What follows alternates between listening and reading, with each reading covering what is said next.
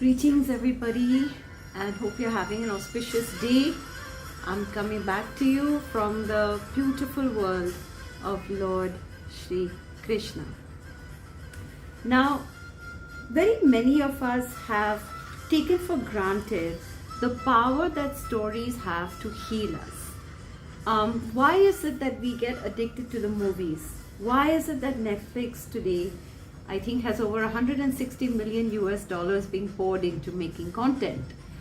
The reason is that stories impact us mentally, physically, emotionally. Stories take us out of a limited dimension and a limited framework into an alternative universe. And the beauty of Indian culture is that our spiritual traditions were very deeply rooted in narrative and storytelling.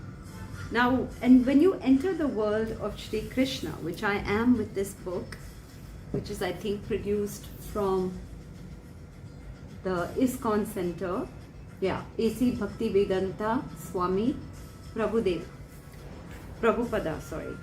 So when I was entering into this, I realized that like a doctor gives you a prescription to heal your body, and those prescriptions usually involve processed chemicals from a lab. In our faith, in the Hindu tradition, stories have actually been prescribed to neutralize karma in the Kali Yuga.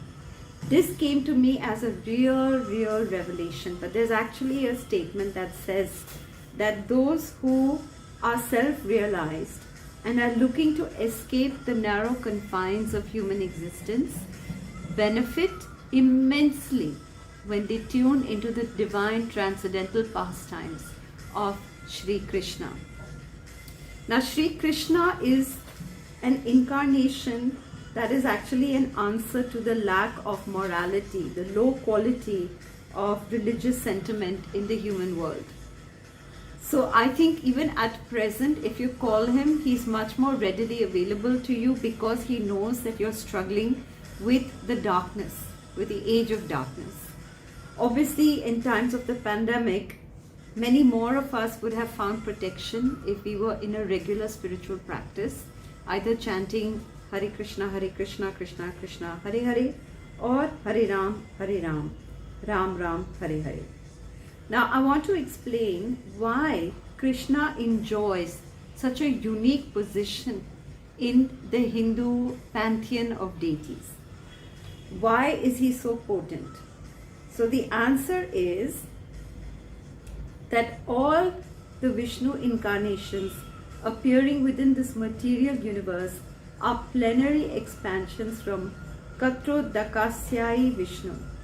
Therefore, the business of minimizing the overload of sinful activities on this earth does not belong to the Supreme Personality of Godhead, Krishna himself. But when Krishna appears, all the Vishnu expansions join him.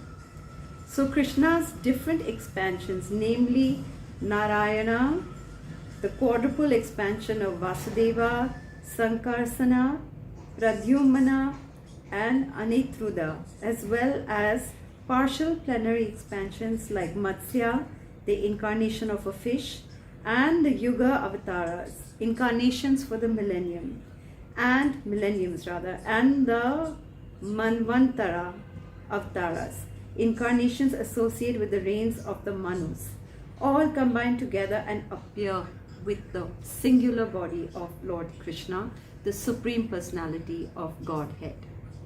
So Krishna represents the complete whole, and thus all plenary expansions and incarnations always live with him. Okay, so now what I found really interesting, a lot of us are curious about the lover relationship with Lord Krishna. How do us humans actually assume that we can be in love with Lord Krishna? And I found a really unapologetic explanation in this book, which really took me by fascination. This Krishna Katha, so basically the Krishna Katha is recommended for all of us to enter into a transcendental state, to imagine the transcendental and the limitless, the boundless beauty of the world of Lord Krishna, which exists beyond the limited boundaries of our day-to-day material lives. It coexists, but we do not feel it. But when we start listening to the Katha, the Krishna Kathas, whether they're the Bhagavad Gita, which are prescriptions for human existence and social order, law and order, or whether they're the Srimad Bhagavatam, which are the sweet stories of his growing up and the miracles that he produced as a child, and his beautiful connections with the gopis and with, his mother Yashoda. So whether those are the kathas or these are the kathas, Krishna Katha itself has the power to spread all over the world and liberate souls that are suffering from the pangs of material existence. Okay? And now we're getting into his dalliances with the gopis. So the author says Krishna Katha will be very much appealing to the most materialistic persons, because Krishna's pastimes with the gopis, the cowherd girls, are exactly like the loving affairs between the young girls and boys within our material world. Actually, the sex feeling found in human society is not unnatural, because the same feelings were there in the original personality of Godhead. The pleasure potency is called Srimati Radharani. The attraction of loving affairs on the basis of the sexual sentiment, is the original feature of the Supreme Personality of Godhead.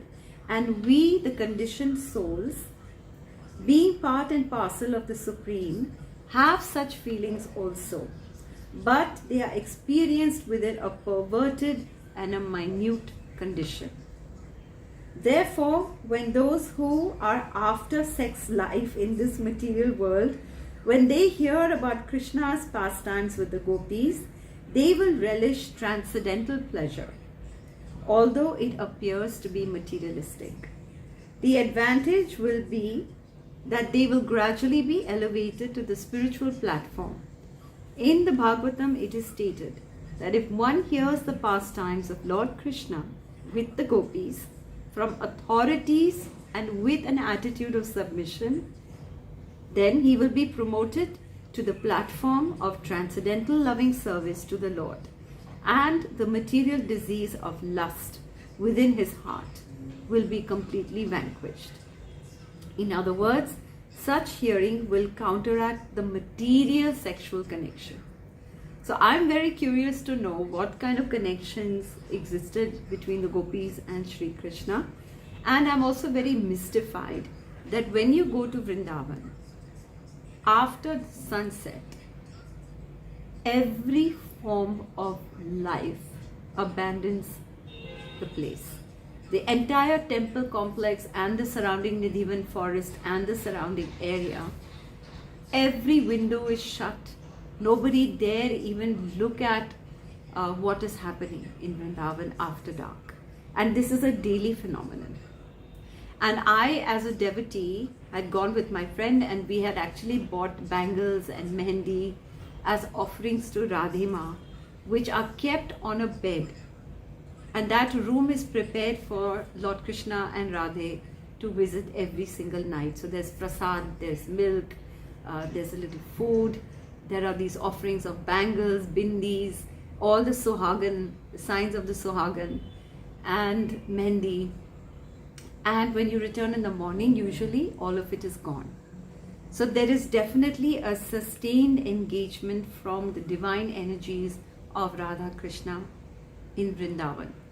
And now this is what I find very eerie also and very fascinating, that every monkey, every ant, every bird leaves Vrindavan at sunset as if out of respect for the privacy of the Lord. And they say that the Nidhivan trees are the gopis embraced around Krishna. All of this comes to life, and that there is a living Ras Leela that happens in Vrindavan, the cosmic dance. And obviously, if the books are telling us that there was a polarity, there was a gender polarity, there was a man-woman connect between the gopis and Krishna, but it was possibly a much more sacred kind of connect, right? Not the material sexual connection, some kind of transcendental sexual connection. I'm deeply fascinated by what actually happens there, and I'm sure all of us are. But they say if any human or any creature stays there and tries to witness it, they either go blind or they go mad, or they go deaf, blind and mad. So it is a risk to your existence to do it. So unless Krishna gives you the drishti, the vision, to enjoy what he is saying, doing, and his presence. So even on the battlefield of the Kurukshetra, when Arjuna was feeling so lost, first Krishna had to give him the drishti, the empowered vision that would allow him to see Krishna in his Vishvarupa form. And we will get into more details of the Vishvarupa form, because it contained every polarity, good, bad, mad, glad, wealth, poverty, greed, generosity. It contained every polarity that is a part of our universe as we know it. If you watch the Gaia, the spiritual channel Gaia, it actually tells you that there is a space beyond duality, beyond this material existence, which is hinged on, the duality of day, night, health, sickness, enemies and friendships. So beyond these dualities, you have a spiritual space of nothingness, which is where you go when you meditate. It's called the source. And beyond the source is where Lord Krishna's Vrindavan, his Vaikuntham, is in permanent existence. And one has to be very self-realized to access that Vaikuntham. Okay, and there's a beautiful paragraph where it's described, which I'm trying to locate. Yes.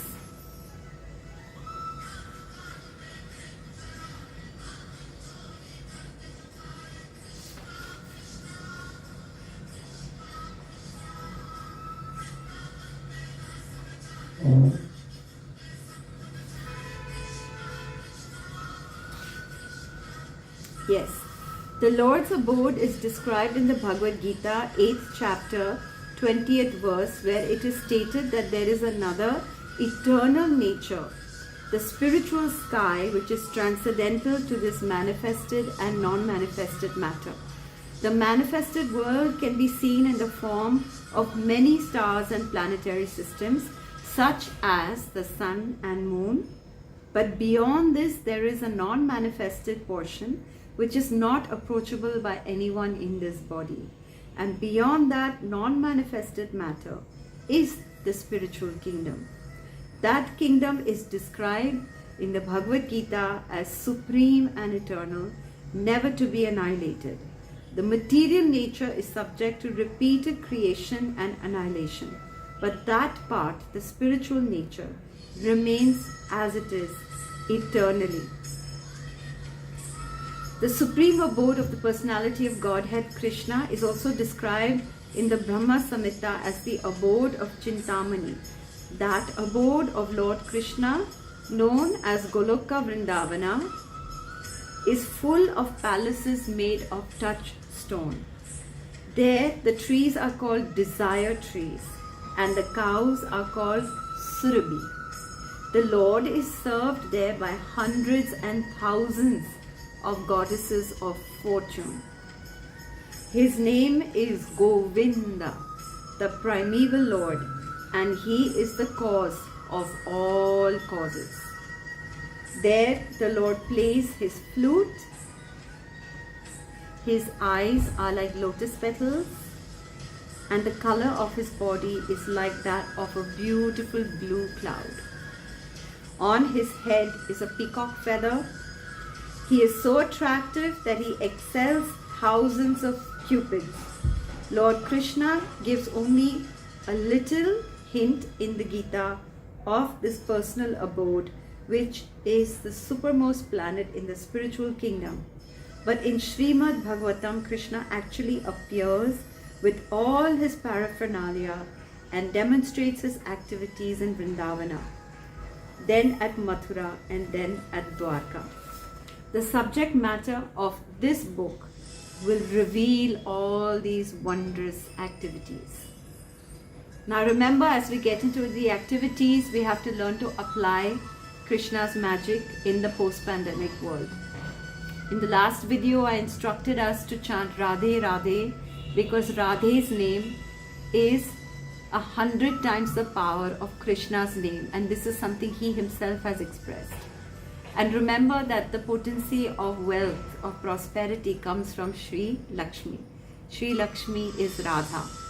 We are all struggling right now with an economy that's on very uneven footing, especially in India, where the second wave had really undermined a lot of our normalization processes.